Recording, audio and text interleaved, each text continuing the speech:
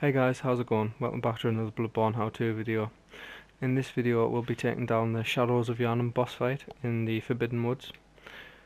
Every Souls game has a multiple opponent boss, and this is Bloodborne's equivalent.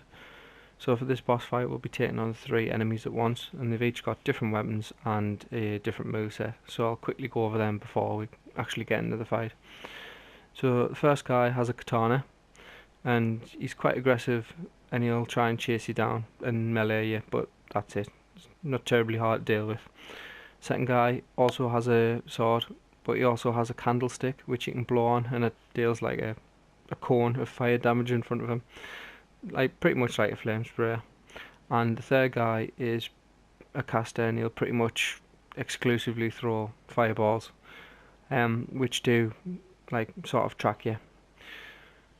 So given that 2 of the 3 bosses in this fight deal fire damage, in terms of our defensive preparation for the fight, obviously a set with good fire resistance is a must. So I recommend the Charred Hunter garb, which you can see I'm wearing here. It doesn't actually have a headpiece for that, but any head that's got decent fire resistance will do. I'm just wearing the Yharnam Hunter cap. So offensive wise, all you need really is a decently upgraded weapon.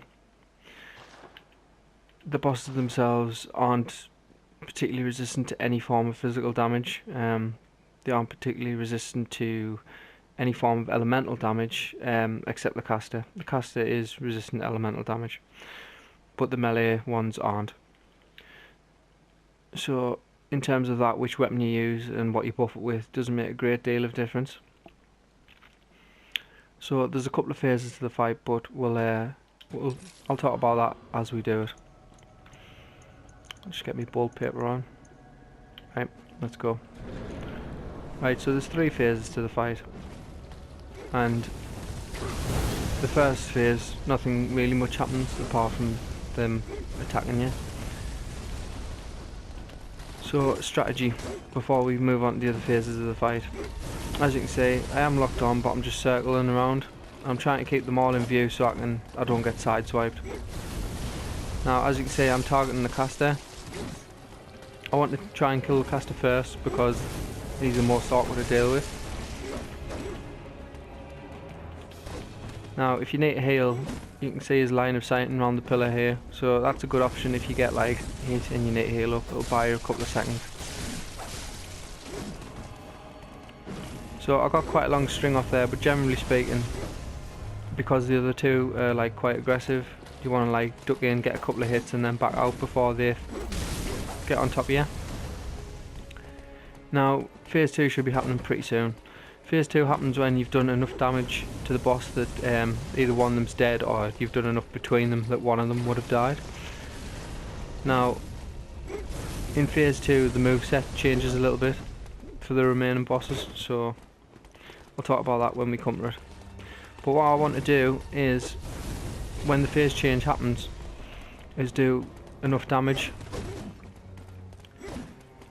for the one when the phase change happens that I can finish one off. As you can see there, I managed to get enough in. So now we're in phase 2 and they've grown snakes.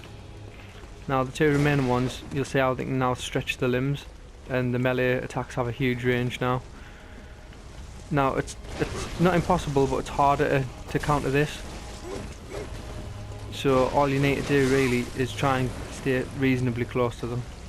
As you can see, I've taken a hit, so I'm going to duck behind here, get a health vial in it. Now, here's the plan. Phase 2 isn't terribly difficult to deal with, but phase 3 can be. Phase 3 happens when you've either killed 2 of them, or there's 2 alive but 1 falls below 30% HP. So the plan is here is we're going to try and like get them both down to close to 30%. So when the phase changes to phase 3, we can try and burst one down, and then we won't have to be in phase 3 very long.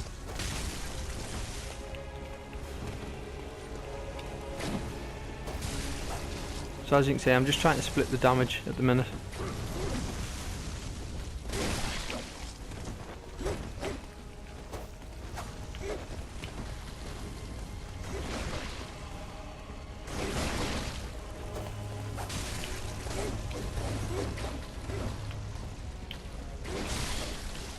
Right, and I've taken a fair amount of damage there, so I'm going to duck behind here, get a health vial.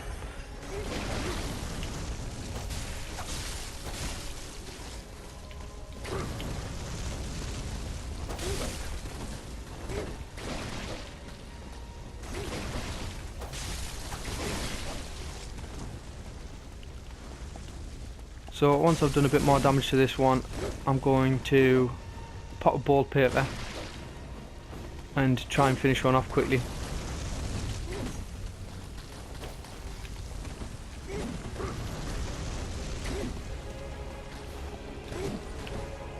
Now what happens in phase 3 is they gain the ability to do a spell which summons giant snakes from the floor, and it's a complete pain in the arse. It does a huge amount of damage, and it's oh, here we go, we're already in it, and there's the first cast of it. As you can see, big giant snake, does a lot of damage.